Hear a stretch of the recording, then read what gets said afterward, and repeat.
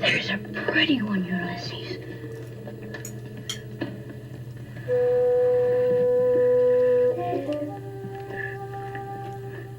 There it is.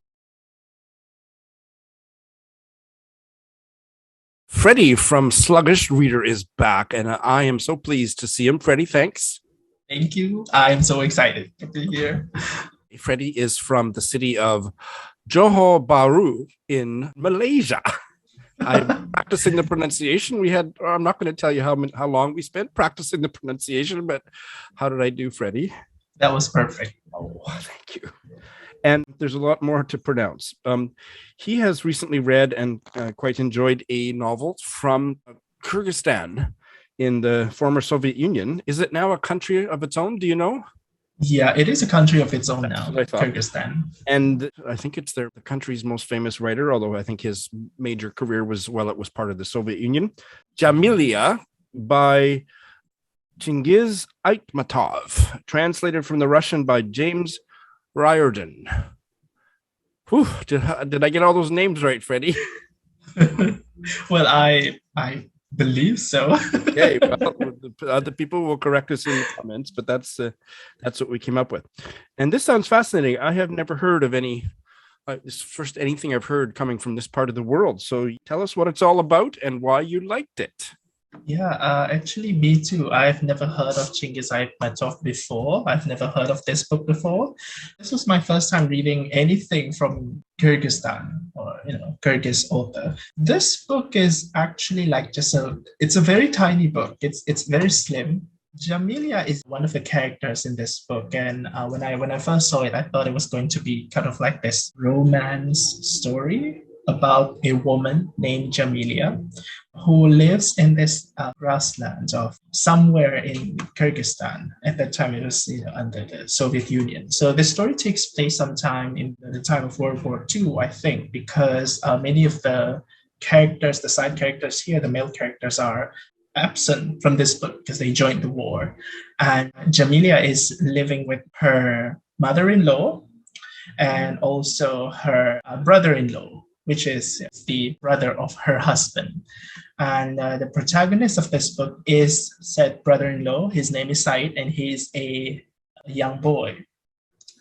Basically, it's just kind of like the three of them in their household. And so the mother-in-law is sort of like an old woman, the matriarch of the family. And Jamilia is someone in her 20s, I think. And so most of the work around the household is being conducted by Jamilia and also this young boy, Said. That's kind of like the dynamics of this book. And we see how Jamilia just sort of tends to the household. She also tends to the economies of the household, the works around the farm and all that with the help of Said. So basically what happens in this book is that Said and Jamilia, they land a job with one of the people in their village to transport some grains from the threshing floor to the market to sell the grains. And around the same time, there was this young man who arrives in this village. His name is Danyar, and he is this wounded soldier. This wounded soldier, this Danyar person, he also ends up working together with Said and also Jamilia, bringing the grains, transporting the grains to the market. And it is around this time that, Jamilia, who has been sort of living alone, her husband is off at the war, and she falls in love with Danyar. Danyar is described as kind of aloof in this book. He does not have much connection with anyone in the village, so people don't really engage with him, but at the same time, they don't really hate him or something like that. They just sort of leave him alone. And so these three people, they spend more time together, and Jamilia just sort of falls in love with Danya. Even though this book is sort of like a romance, it's not exactly very much focused on these two characters. It's actually the coming of age story of Said. So I was thrown off balance by that. I thought it was going to be like a romance. And how much younger is he than, for example, his sister-in-law? He is, I think, around early teens. Okay. This Goodreads synopsis uses a quite an antiquated word to describe that I won't say out loud for this wounded soldier, Daniar. How significant were his injuries? Is he left somewhat disabled? Not so much disabled, but Okay. with some limb. He has a limp. Okay. Yeah. They use the C word, which is like, oh God, I need to edit that out of the Goodreads. I also see that this was originally published in Russian in 1958. Yes. Sate is looking back at this memory from when he was a teenager. From how far back? Do we know where he is in the present as he's looking back? I think he's a much older person. I would say at least an adult who has somewhat of an established career. And this is the second book that you've come on Bite-Sized Book Chats to talk about that had that kind of a structure or point of view. Is that Exactly. a Freddie thing that you tend to respond well to? Yeah, you know what? I like coming of age stories precisely because of this sort of like, before and after transformation of the main character. So it definitely has that kind of pattern in here. Actually, the same week I finished Jamilia, there was also another small book that sort of had this pattern as well. And you thought that Aitmatov pulled it off in this novel. Yes, I think that the language is just so beautiful. It's beautiful in the sense that it's very introspective and very intimate. Like you pretty much just get really like very close to this site, to this narrator. Basically, this realization on what he ends up doing later in this book. Do we get a whole bunch about this love affair? Actually, we do. Basically, this book is kind of like a book about changes in characters. So the narrator definitely experienced some kind of change, but Jamilia herself also experienced some kind of change. Okay. Yeah. So that romance definitely is when there. You're saying it wasn't a particularly romance, you're talking about kind of the tone of the story. Yeah, basically the romance sort of triggers something inside. So that was the interesting part. There is this theme about choosing what you want in life. I think that's probably like the most general way of saying it. Do you remember what drew you to this book? What drew me to this book? The fact that I didn't know anything about this author. It was my first time. Yeah, and you and I are so alike that way. Yeah, when you see the name of an author you've never heard of before, you just feel like you want to try. Are you aware of anything else he's put out that you would like to read? I see the most popular one, according to Goodreads, is The Day Lasts More Than 100 Years. It has a 4.34 rating. I see that this other one, The Day Lasts More Than 100 Years, has a different translator. So that always makes me nervous. If I like one and then the other one's by a different translator, it doesn't always go well for me. Same for me, yeah. You never know what you'll get.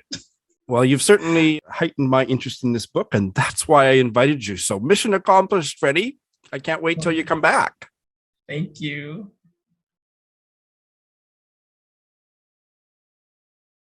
Justyna is back from Ireland. Justyna, hello. Thank you for having me on your show, Sean. I heard one of your guests on the last book chat saying thank you for having me on your show. Well, so show? I like that show. Yeah. Thank you. You're a showgirl. No, I'm the showgirl. Exactly.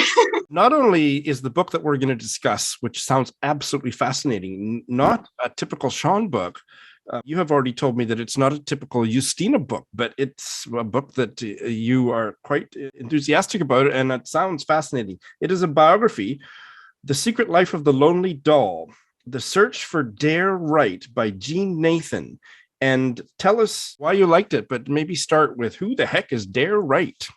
Dare Wright is author of children's books. She wrote 19 children's books, and 10 of them were the Lonely Doll books. I don't know if you've heard about them before, have you? Never heard of them. She was born in Canada, so I thought maybe you found that out about 3 minutes. I've never heard about them, and normally I would never read biography of an author that I don't know, or like just children's books author. I wouldn't be that interested. But What interested me in this one was hearing that it was centered on the relationship with her mother, which was quite toxic, I would say. So that's why I decided to give it a go, because that's one of the subjects I'm interested about. She was born in 1914.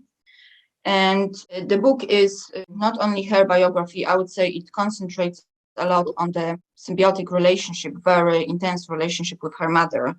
When she was a child, her mother separated from her father. They had a brother who went to live with his father. And the mother was keeping touch with her son till the father decided to remarry. Then she decided, well, in that case, like, I'm gone from his life. She stopped sending him any, like, even Christmas cards. She was basically gone, which to me, as a mother of two kids, seems very, very weird. And I can't even imagine. So the kids didn't meet each other till they were in their 20s, which is very sad. The father was already dead. And the mother, even then, she was really against them knowing each other. She really was behaving like kind of like I think in the book it's even described as a jealous lover. She really didn't like the time that they were spending with her brother. So that was another thing that is like incomprehensible to me. So she was a children's writer, in her books series called The Lonely Doll that have kind of scary covers. Yeah, many people think it was basically, she was kind of describing her life because she was lonely, just living with her mother, no brother, no real friends. She had problems like making friendships, always like so intense relationship with her mother. How popular were they, these books? Seems they were extremely popular in the States. 1957, the first one. Yes. She wrote the first book, The Lonely Doll book, in 1957. And the last one, I think, in 1981. So there were 10 of them. In the meantime, she wrote a few other children's books, but the books were very original in a sense that she was using photographs. She was very good at, was even working as a photographer, fashion photographer for some time. So the books featured photographs of that doll and the doll's adventures. She was called the Lonely Doll. Her name was Edith, which was close to the mother's name. So the children's books were also included photographs that the author's photographs. Yes. Taken by Dare, right? And the photographs were like showing the adventures of the doll, just like an actual doll, and the two bears, Big Bear and Little Bear, I think they were called, which many people think they were standing for the father and the brother that she didn't have any contact with. So that was a bit sad. And so the book is about her life. So that's why she was quote unquote famous. The book is her biography, but unfortunately she didn't leave any like diaries, not many letters. She didn't speak that much of her past when she was alive. So we don't have that many autobiographical material, maybe apart from many, many photographs, not only photographs for the Lonely Doll books, but she loved taking photographs. She loved taking self-portraits. Her mother was also big into like dress ups and then taking pictures of there. So they were like dressing her up as like a fairy princess, even when she was in her 40s, which the brother, when they were in touch by then, he really didn't like that. He kept saying to the mother, she's not a doll. Why are you treating her like that? So the author, Jean Nathan, she went on a quest and found Dare Wright. And what kind of condition did she find her in when she found her? I'm not sure, but I think it was in the 1990s. She was already in like a kind of nursing home, in a kind of like, I think, coma at this stage. First part of the book is concentrating a lot on the mother, because she was like a very artistically driven. She was a famous portrait painter. Like she painted even one of the presidents, I think, and Greta Garbo, I think it was. When I first read some short summary or heard about this book, I imagined like the daughter being basically stuck in the house with the mother for like, her whole life, just writing books. But actually her life was quite glamorous in like 1950s and 60s. She was kind of like a socialite, you could say. But still, she was very much controlled by the mother. She had like a massive fear of rejection by her mother. So they were doing everything together. They were like sharing makeup, clothes, bed, even when they going on holidays. They would be sleeping in the same bed, spooning, even like when the daughter was in her like 40s. So the lonely doll of her storybooks was really kind of her. Yeah, it was. So it's sad because like she really missed her brother through the whole childhood, teenage years and early 20s, but like she couldn't say to her mother because she knew that the mother will be like, it will just make her furious. She was very careful, like to always read her mother's like moods, and she was always careful not to Upset make her her. mother, unhappy. Wright never married. Yeah, she never married. And She died, and her brother died. And so by the time Jean Nathan found her in this nursing home or whatever, she was all alone. All in all, it's quite sad, I would say. Sounds like a really sad story, but one that would be really fascinating. So thank you for telling us about it, Justyna. No problem. Thank you. Let me clear my throat before we talk about Me too. Let me clear my throat. And if you're okay, I'll leave that in because that's funny. Okay. I am delighted to welcome back for her second appearance on Bite Size Book Chats, Karen from the Boston area. Welcome back, Karen. Thank you, Sean. So happy to be here. And what an interesting collection of essays you have read. It's called, if you got the joke from the I need to do it again. If you got the joke from the preamble, it's called Let Me Clear My Throat by Elena Passarello. And we did that. So now we're good to go to talk about the book. It's about the human voice. Yes, it's a collection of essays on various aspects of the human voice. Yeah, so tell us all about it. I picked up this book during Nonfiction November. I wanted to read a collection of essays, and I've had this book for some time, and I've been wanting to read it. I mostly read fiction, so I like Nonfiction November. It gives me an impetus to pick up a little more nonfiction. So I picked up this collection of essays on the human voice, and it was just fantastic. Really, really good. I thought every essay in it was good. Usually in an essay collection, there's at least, one or two duds maybe. Sure. But I liked every essay in this book. And this is not all that new. It was published in 2012, but that doesn't matter. But it's just interesting. It's been out for a decade. And give us a sense of the wide variety of aspects of and manifestations and different parts of our culture that she is writing about the human voice. Yeah, so the collection, it's divided into 3 sections. The first section has various essays on screaming, and there's an essay on the picture on the cover of the book is her taking part in a contest held in New Orleans where participants compete for the Stella Prize, where people not imitate but interpret Marlon Brando's calls in the movie.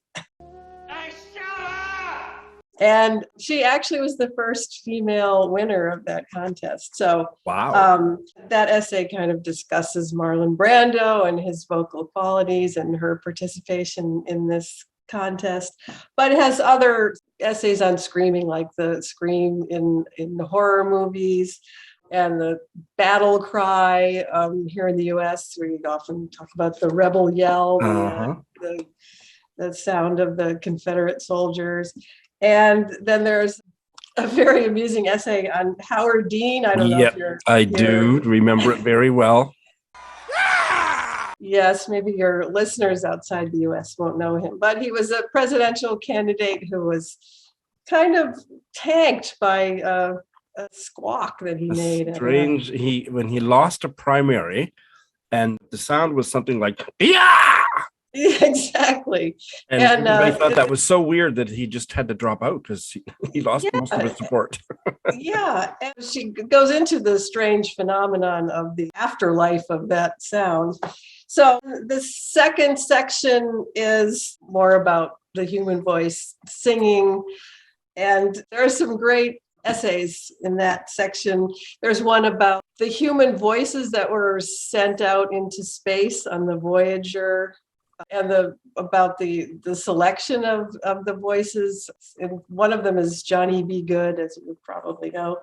And it's a sort of a wry essay about, sending teenagers' voices into space. It also mentions another teenage voice that's on that disc, which is a Andean teenage girl singing a traditional wedding song. Oh. It's a very brief clip, and it's very interesting. There's an essay about Judy Garland and her famous concert at Carnegie Hall, and a discussion of the poignant life of Judy Garland. Quite a wide variety of. Yes, a very interesting one about the phenomenon of the castrato. Yes. And something I learned, if I could just read a little section. Oh, please. So it's talking about the procedure done on these boys, which I did not realize was actually prohibited by the church. I mean, I thought that, it was maybe Sanctioned, yeah. at least, yeah, because I mean, most of these boys were singers in church. Yeah. But there's a little section in here.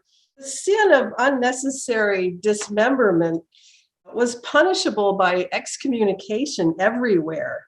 So the altered boys all came to choir ready with excuses. It was most fashionable for gelded choirs to blame their injuries on swan bites, or in Farinelli's case, a horse kick to the groin. And in the 1750s, every last one of the soprani in the Sistine Chapel was an alleged victim of a wild pig attack. But she talks about Farinelli, one of the most famous castrato. And she talks about how today we cannot grasp the impact of that voice. We can all imagine soprano boy singers, and we can picture female sopranos and maybe countertenors, but she talks about how that procedure and the effects of it meant that the vocal cords in the man's body did not harden, and also cartilage in the rib cage did not harden, so they were able to expand their rib cages much more. So it was a grown man's body within a souped up rib cage. So the power of that voice was something that we just really cannot imagine today. I already wanted to read it as soon as I saw that you had read it, and I looked into it a little bit, but oh my God, I think I have to start reading it today. I wonder if this is available as an audiobook. It would make sense, wouldn't it? Yeah, I don't know. I mean, Yeah, it's published by a very small press, so. Nothing on Goodreads about it, and that's fine. And this does not sound like an academic book. It sounds much more popular essays written in you said you used the adjective wry. Are they all in that kind of vein, or does the tone vary from essay to essay? I would say overall, there's a lot of wryness in the essays. Her writing is beautiful. I mean, there are many very poignant passages. And you mentioned the audiobook. I mean, it did send me on numerous occasions to YouTube looking for clips of things. And the way she structures essays, it's just very interesting. She has an essay that starts out with the quotation from Ted Hughes in his poem, The Crow, the Song of the Crow, or The Life of the Crow, or whatever it's called. And she goes from there talking about songbirds, how some of the earliest human instruments were flutes made from bones, and the sound was imitating songbirds. From there, she goes to her experience living through a winter in Iowa and really missing the sound of songbirds and ending up focusing on some crows that lived outside of her window, and how she became very familiar with the sounds of the crows and the discussion of, are crows songbirds? They are, they aren't. And then that leads into a discussion of what she calls human crows, which are the singers that we love that have squeaky, squawky voices, Little Richard or Bob Dylan, or their singing is really, in a way, quite awful, but their voices mean so much to us. And she talks about her journey of learning to love the song of the crow. So they're just brilliantly structured and beautifully written. That's fantastic. And I mean, just so many bells are ringing from you, because I have always, my whole life, I've been really sensitive to the human voice and to the tone of someone's voice. And I can seem to be more perceptive than the average person to somebody's emotional state of being just based on their voice. It's easy for me to dislike a voice, and then I sometimes just like what you're saying about Dylan, and that's a good example for me. I hated Dylan's voice for the first 30 years of my life, and I had to just really work at it. Now I see what all the fuss is about. I love his voice, but I also, in terms of public media people that I'm hearing on podcasts or whatever, sometimes, or even let's be honest, even on BookTube, where it's just like fingernails down a chalkboard. The voice. But if I work at it, I can get past that oftentimes. So the human voice and all the aspects of it that you've discussed, it just is so up my street that I might have read this book before this episode goes live. But Karen, thank you for doing such a good job of selling it.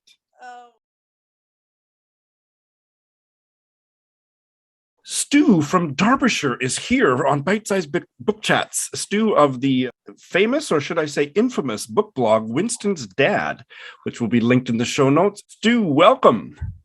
Hi. So great to have you here, and everyone's going to fall in love with your accent. So thank you. Tell us about Winston's Dad blog. Do you have a son named Winston? I've been dying to ask you that forever. No, I had a dog called Winston. Oh. My dog was called Winston. He sadly long since passed away about 6 years ago. Just called it after him. My avatar on WordPress is the dog. So if anyone's ever seen the picture of the dog, that is the Winston and Winston's dad. Okay. I started the blog 12 years ago. Initially wanted to do around the world in 80 books. And that sort of carried on. I just do translated fiction these days. Occasionally, something that's not translated, but few and far between. I would say 90% translated fiction. That's fantastic. You are a veteran book blogger. Yeah. There are 1,100 book reviews. Wow. Okay. So there is a veritable gold mine. Everybody go check out Stu's blog. And it was your review just a couple of weeks ago of a novel by shall we put a Mexican writer in quotes? We'll get into that. The English title is Home Reading Service, and the author is Fabio Morábito, translated from the Spanish by Curtis Bauer. And this just sounds really unique and intriguing. So, Stu, please tell us about it. Yeah, I mean, I was offered it for review from the publisher, I must say that up front. Sure. But what appealed to me was the buyer. He was born in Egypt to Italian parents, lived in Italy till his mid to late teens, and then the family got a job in Mexico. He didn't speak any Spanish at that stage. He has since written most of his works in Spanish and still lives in Mexico. I think this is the first book to be translated into English. Okay. It follows a 35-year-old man who's been sentenced to read people books. He's been sentenced to read people books. Is it a spoiler to say what crime he committed to get this sentence? I assume it happened early in the book. So no, it's just a driving offence. It's mentioned often through the book. Driving offence. Okay. Yep. What kind of people is he reading to? Disabled, elderly people. A sort of interesting collection of characters. He has a wheelchair-bound opera singer, deaf parents with hearing children, which sort of has some comic connotations. There is some comic touches to this book. It's got It's a universal theme book, I think, really. He's surprised by these people because he's never met them. He lives in sort of the middle class part of the town, so to speak. His father had a furniture business, and the town is described as a city that has no soul, just pools, swimming pools. So that sort of gives an impression of it being quite affluent to me. It's set in Mexico.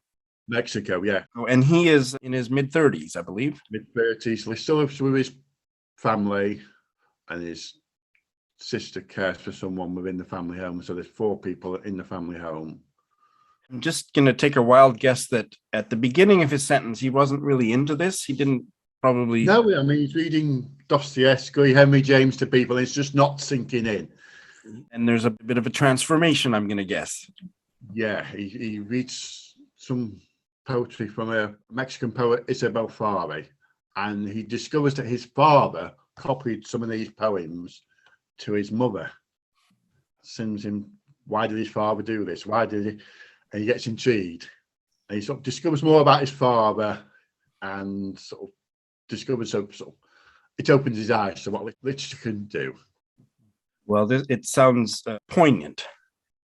It is. It's a heartfelt book. With comic touches, because otherwise it touches, might be too sentimental for some readers. It does have dark overtones. There is just always the Mexican crime ring in the background that's affecting his father's business and stuff. It's got many levels to it. I did enjoy it. We'll be reading another book of his if another one gets translated, I say. I have had bad luck reading novels that are about books. I haven't found one that I really liked, but maybe this will be it. Yeah, because it's not really about the books, it's about the reading of books. It's about the discovery of books. It's not so much about the description of the books he's reading, apart from the poet. It's more of an outsider's view of sort of what I've seen someone discover books. Yeah. Discover that sort of impact. Initially not quite connecting with the books, but then when he discovers this sort of thread connecting to his family, it sort of sparks him off. So yeah, I know what you're saying. Books about books, novels about books are hard. Yeah, novels about bookstores or about that have kind of magical elements of books or anything. I just really struggle with. I haven't found one that, or if I have, I can't think of it right now. But most of them I've had bad experiences with. But this one, it sounds quite a bit different from those and really intriguing. Just came out in early November. Yes. In English from Other Press, and apparently was published originally in Spanish in 2018. Well, I hope that, Stu, this will be but the first of many appearances, and thank you for coming on. Yeah, hopefully, yeah. Thank you so much.